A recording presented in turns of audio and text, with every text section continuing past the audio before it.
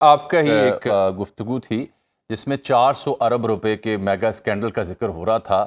اور انہوں نے ایندھن چلانے کے لیے جو امپورٹڈ آئل اویس لغاری صاحب کا آپ نے نام لیا وہ منگوایا گیا،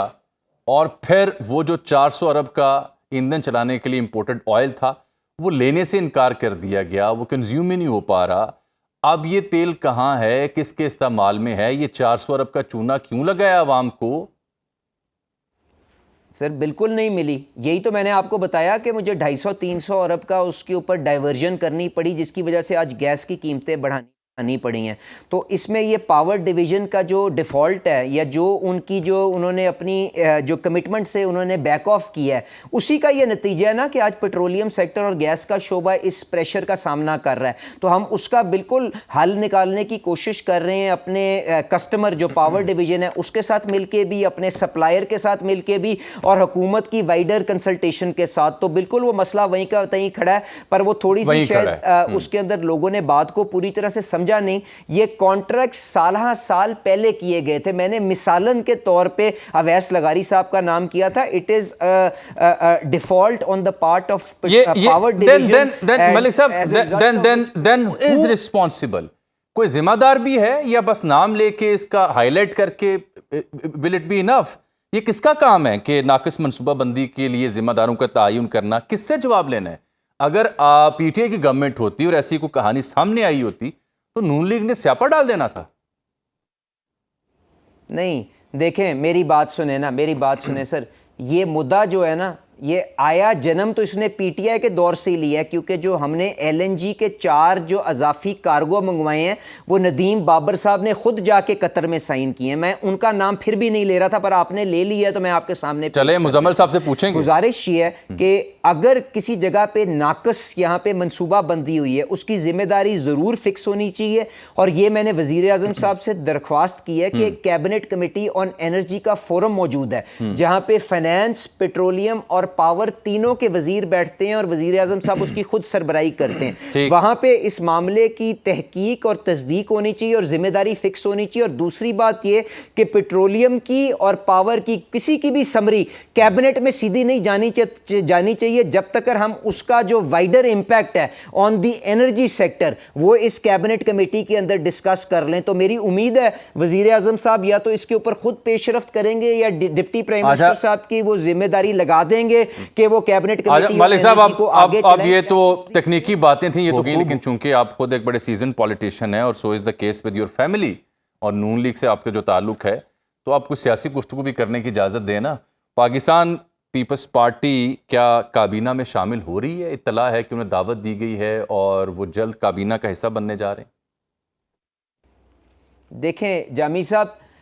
پیپلز پارٹی ہماری اتحادی ہے، وہ حکومت کے اندر ہے کہ نہیں ہے، وہ ہر مشورے کے اندر ان کی رائے بالکل ہوتی ہے، اور اس نظام کے مطابق جو ہم مل کے چلانے کی کوشش کر رہے ہیں، آئینی عہدے ان کے پاس موجود ہیں۔ تو ایک تو یہ ہے کہ اگر کوئی بھی یہ سمجھتا ہے کہ وہ اتحادی ہو کے جو مشکل فیصلے ہیں ان کا جو بلو بیک ہے یا ان کا جو فال آؤٹ ہے اس سے اپنے آپ کو انسولیٹ کر سکتا ہے، تو یہ ان کی خام خیالی ہے۔ اس لیے میرا تو مشورہ یہی ہوگا کہ وہ کیبنٹ کے اندر بالکل آئیں، مل کے اپنی جو آنیسٹ اوپینین ہے، اپنی جو آنیسٹ رائے ہے، فائنینشیل جو سچویشن ملک کی موجود ہے، جو معاشی حقیقتیں ہیں، صوبے کے پاس کتنے وسائل جا رہے ہیں، وفاق کے پاس کتنے وسائل ہیں، اس کے اندر آ کے formal consultation, formal decision making کا بھی حصہ بنے۔ پر یہ مشاورت جو ہے میرے سے بڑے بالکل ٹھیک ہے۔ اچھا مالک صاحب اسی ریفرنس سے شعیب نثار صاحب اہم ترین رہنما آپ کے ہوا کرتے تھے، پھر دوریاں ہو گئیں،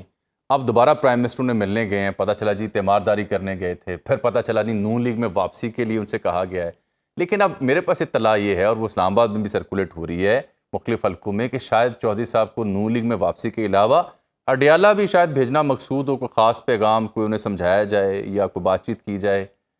چل کیا رہا ہے سر؟ پچھلی گل تے دسو۔ جامی صاحب میں اینی گزارش کرنی ہے تاڈے نال کہ آج کسی بھی شخصیت سے بڑھ کے پاکستان اور اس کے مسائل کی اہمیت ہے، کیونکہ پاکستان کی عوام تکلیف کے اندر ہے، مہنگائی کے بوجھ تلے، ہمارے دونوں سائیڈوں کے اوپر جو خطے کی صورتحال ہے اس کی وجہ سے ہمیں اپنے زخموں کے اوپر مرہم رکھنے کی ضرورت ہے۔ چودھری نثار صاحب قابل احترام ہے، پہلے بھی جماعت کو چھوڑ کے وہ خود گئے تھے ان کے اختلافات کی وجہ سے، اگر وہ واپس آنا چاہتے ہیں ان کا ہماری قیادت کے ساتھ رابطہ ہے، ہم ان کو بالکل ویلکم کریں گے، بلکہ اگر ان کا پل انہوں نے کیا کردار اس کا ادا کرنا ہے، اس کے علاوہ میں بھی اپنی حیثیت کے مطابق اپنے جو پی ٹی آئی کے ساتھی ہیں، دوست ہیں، وہ سارے پاکستانی ہیں جو آپ کے پارلیمان کے اندر موجود ہیں، ان کو سمیٹنے کے لیے آپ دوستوں کو بھی جو میڈیا کے اندر موجود ہیں صرف اپنی ریٹنگ کے لیے لڑائی نہیں کرانی چاہیے، ہم سب کو اکٹھا کر کے پاکستان کے چارٹر کے اوپر، پاکستان کے مفادات کے اوپر، ریاست کے مفادات کے اوپر میرے سے ضرور اختلاف کریں، میرے خلاف الیکشن بھی لڑیں، نہیں پاکستان ہے تو ہم سب ہیں جی، پر پاکستان کے لیے اکٹھے ہوں۔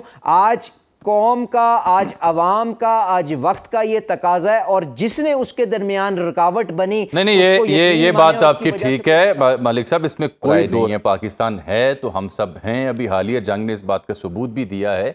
اور بہت بہتر ہو اگر سیاسی اختلافات کم ہو جائیں، لیکن ایک دوسرے کو وجود کو ماننا پڑے گا، حکومت کو اپنی ذمہ داری ادا کرنی پڑے گی، حکومت کی ذمہ داری زیادہ ہوتی ہے اپوزیشن کی نسبت۔ بہرحال اب جانے سے پہلے میں یہ جاننا چاہ رہا ہوں کہ ہم ایک عرصے سے ایٹ لیسٹ جب سے میں صحافت کر رہا ہوں، ہر دور میں نے یہ خبر سن رکھی ہے جی وہ فلاں جگہ پہ تیل اور گیس کے وسیع ذخائر برآمد ہو گئے اور اتنے عرصے بعد پاکستان اس سے مستفید ہونا شروع ہو جائے گا۔ خان صاحب کے دور میں بھی یہ کہانیاں ہم نے سنی، میاں صاحب کے دور میں تو معدنیات نکل رہی تھی، لوہا نکل رہا تھا، سونا بھی نکل آیا،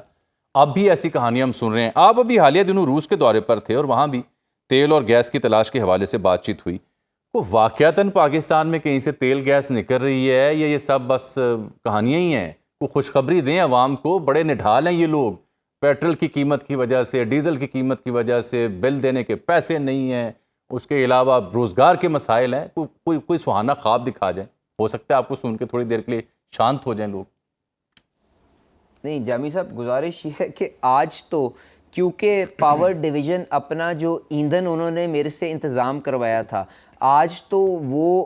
کیونکہ میرے سے، اور آپ نے وہ ایک وی لاگ کی طرف میرے خیال سے اشارہ بھی کیا، وہ جو انہوں نے میرے سے طے کیا ہے معاملہ، وہ تو وہی ایندھن نہیں اٹھا رہے، تو میں اگلا جو نیا ایندھن ہے اس کو کہاں سے اپنی پائپ لائنوں کے اندر یہ بھی اہم مسئلہ ہے۔ مجھے تو آج 300 MMCFD کی جو میری آلریڈی جو مقامی گیس کے جو ذخائر ہیں ان کو بند کرنا پڑ رہا ہے، تو ہمیں تو اس معاملے کو حل کرنا ہے۔ پر جو میں اچھی بات آپ سے کرنا چاہتا ہوں، وزیر اعظم شہباز شریف صاحب نے میری ذمہ داری جب یہ لگائی، مجھے خاص طور پہ کہا کہ اپنی انرجی سیکیورٹی کے اوپر بھی نظر رکھو۔ انرجی سیکیورٹی کا مطلب جامی صاحب یہ ہے کہ آپ اپنی ڈیپینڈنس امپورٹڈ فیولز کے اوپر کم کریں، تو اس کے لیے ہم نے اپنی پیٹرولیم پالیسی کو اپ ڈیٹ بھی کیا ہے، ہم نے ٹائٹ گیس پالیسی بھی بنائی ہے۔